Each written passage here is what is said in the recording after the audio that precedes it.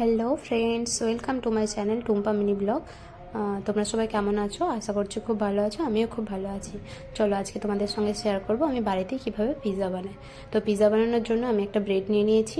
ব্রেডের উপরে পাস্তা পিৎজার যে সস হয় সেই সসটা আমি লাগিয়ে নিয়েছি। তারপর একে একে ক্যাপসিকাম, পেঁয়াজ, পনির, তোমরা চাইলে চিকেন অ্যাড করতে পারো। যেহেতু আমি এটা থার্সডে বানাচ্ছিলাম তাই চিকেনটা আমি স্কিপ করে গেলাম।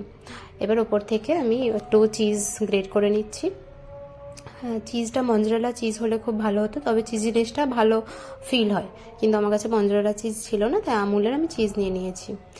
এরপর গ্যাসে একটা তাওয়া বসিয়ে নিয়েছি, তাওয়ার উপর স্ট্যান্ড দিয়েছি এবং পিৎজাটা রাখার জন্য একটা প্লেটে বাটার দিয়ে গ্রেস করে নিলাম। বাটারটা এই জন্য দিলাম যাতে পিৎজার বেসটা ওই প্লেটে লেগে না যায়। তারপর তাওয়াতে একটু জল ছড়িয়ে নিয়েছি। জলটা ছড়িয়ে নিয়েছি কারণ পিৎজা বেসটা পুড়ে যাবে না হলে, সেই জন্য জলটা একটু ছড়িয়ে নিয়েছি। এরপর একটা পাত্র ঢাকনা দিয়ে ভালো করে সেঁকে নিয়েছি। 5 মিনিটের জন্য রেখেছিলাম। তৈরি আমার পিৎজা। এবার একটা পাত্রে তুলে নিয়ে পিৎজাটাকে, আমার কাছে কাটিং ছিল না, পিৎজা কাটার ছিল না, তাই আমি ছুরিতে করে কেটে দিচ্ছি। তোমাদের কাছে থাকলে তোমরা সেটাই কাটতে পারো। তো তৈরি আমার পিৎজা। তোমাদের কেমন লাগলো জানিও, লাইক করে পাশে থেকে।